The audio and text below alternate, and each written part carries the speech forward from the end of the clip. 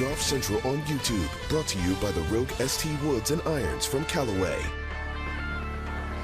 Greetings and welcome. Steve Burkowski with you on this Golf Central update. Phil Mickelson has been in the news quite a bit over the past few months, one of the big topics of conversation in the world of golf.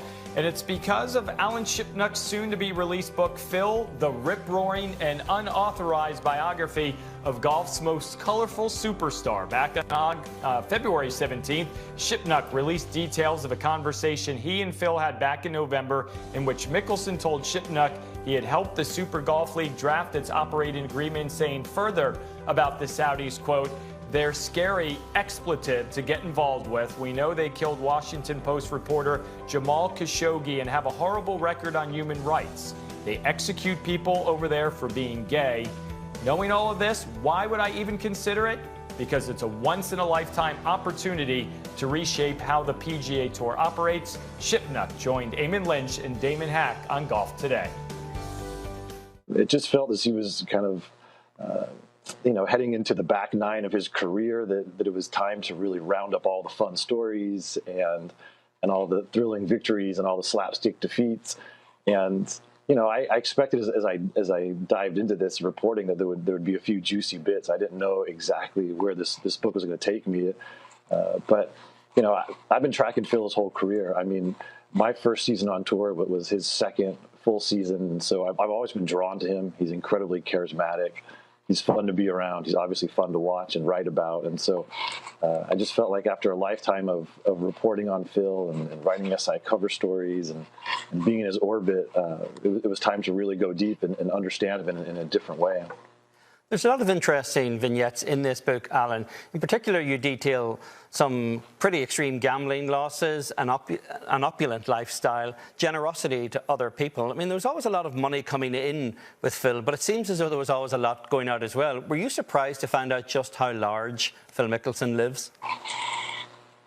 Yes and no. I mean, little bits had leaked out through the years, Amy buying him an actual T-Rex skull as a birthday present. They don't sell those down at the mall. And we know about the jets and the mansions and all that stuff. So he clearly enjoyed, conspicuous consumption. But and everyone's always known that Phil likes to gamble. That's not a secret. And anecdotally, there was some big losses. There was probably a few big wins along the way, but no one had ever really understood the scale of it. And just through my reporting, I was able to get some actual numbers, which I think shed some light on the fact that this is more than just a casual hobby. I mean, this is a big part of his life. And, one of the primary questions in this whole Saudi seduction is why is Phil doing this? Does he really need the money that bad? We've all seen where he is on the PGA Tour career earnings list, and we know about all the endorsements, and it was just assumed he was sitting on this empire. But when you look at the scale of the gambling, you have to wonder if that's helped, compel him to go down this road. Does he actually need the money more than we think? So I thought, to bring some actual reporting to that and find a hard number was enlightening. I'm curious if it'll be wildly popular with fans, but are you struck by how little public support there's been from the locker room for Phil during this whole episode?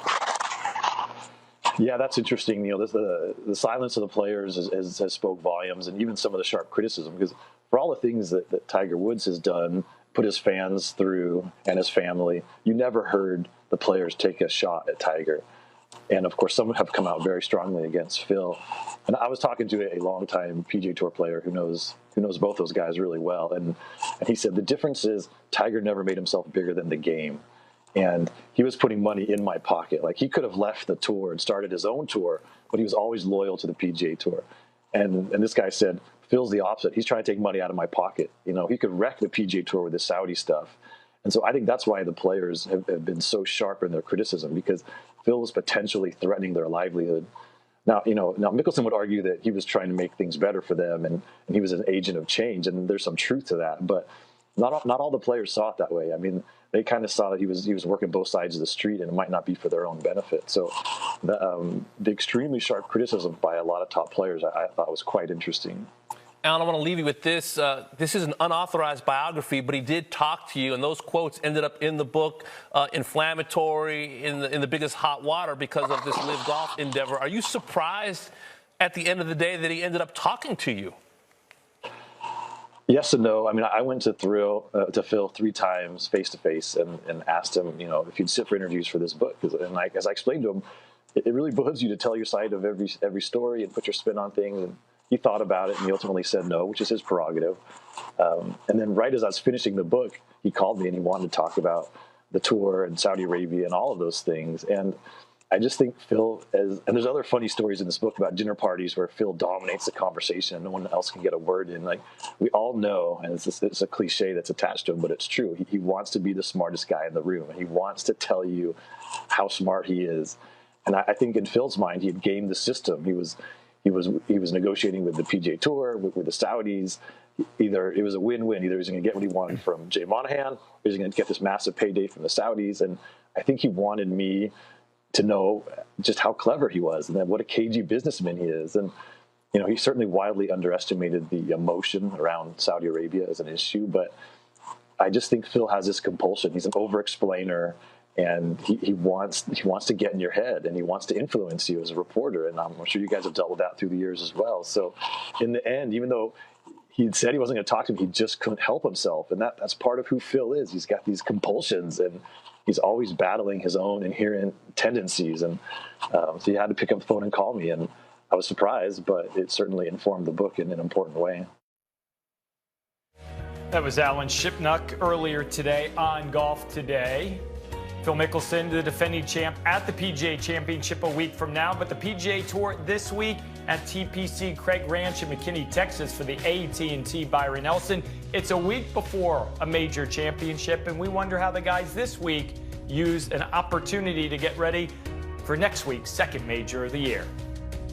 I think it's all just a continuous process, so just keep doing what I've been doing. I don't think it really changes much for the majors.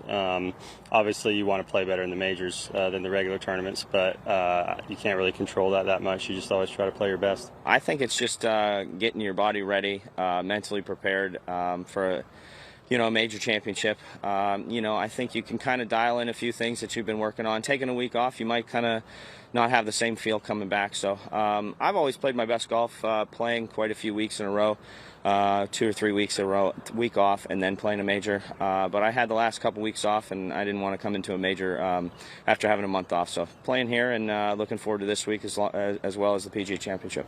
For me, this week is huge too. It's obviously, a major next week is massive, but this week it's going to be a big purse. It's a strong field. It's a great tournament. Like, I really enjoyed playing here last year. So for me, my focus is going to be on here right now, and then Sunday evening I'll see what I learn, see what I need to improve on for next week. But for me, my focus is going to be this week. Is it challenging to maintain that sort of balance and not getting too ahead of yourself, knowing a major is kind of lurking around the corner? It is to a certain extent, but golf is a funny game. It's one of the things. If you can gain a bit of confidence in what you're doing right now, it can be kind of a lasting feeling. So like that's going to be my thing. Going to have a good week, build some confidence, and then kind of use that going into next week. I want to win. I think we all want to win when we tee it up. Some guys obviously prepare harder for majors and take it more seriously, but I'm out here every week doing what I need to do to try and win. So I'll do that this week. If push comes to shove, I might take a little extra rest knowing what's coming next week. But other than that, yeah, here to win.